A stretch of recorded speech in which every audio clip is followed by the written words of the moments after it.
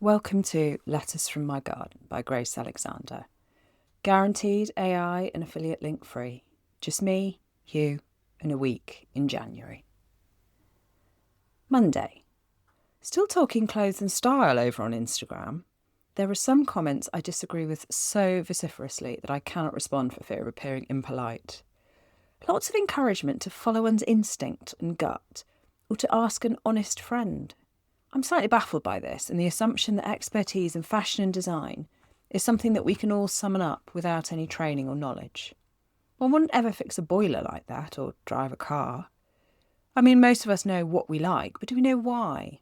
Or how to articulate those principles and apply them to other outfits, gardens, flower arrangements, or other creative projects? I'm not going to say much more here because I am brewing a whole YouTube essay on heuristics and aesthetics, but I have thoughts. Tuesday. Every day more paper whites. We have reached a critical mass where the ratio of their beauty and their scent shifts. As much as I want to see them, I cannot bear the smell indoors. I can't put them outdoors because I have put them in an old enamel bowl without holes in the bottom, and the rain is coming down in sheets. A flash of inspiration. If I put them in the studio window, I'll see them each time I pass. The cool of the room will prolong their blooming, and I don't have to have them in the house.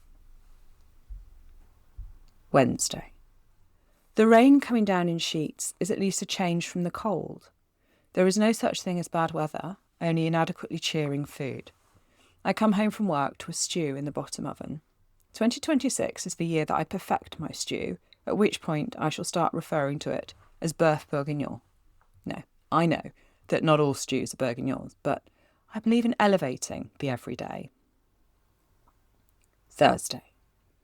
The clouds have delayed the sunrise, and this morning we're still waiting for glimmers of blue light at 7:30. At this time of year, every minute of lengthening day is counted. The dogs wait for me to put together a sourdough loaf before we venture out.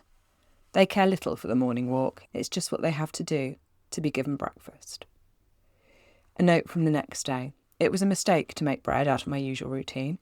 I left salt out of the first stretch and fold to maximise the rise, and then forgot to add it to the second.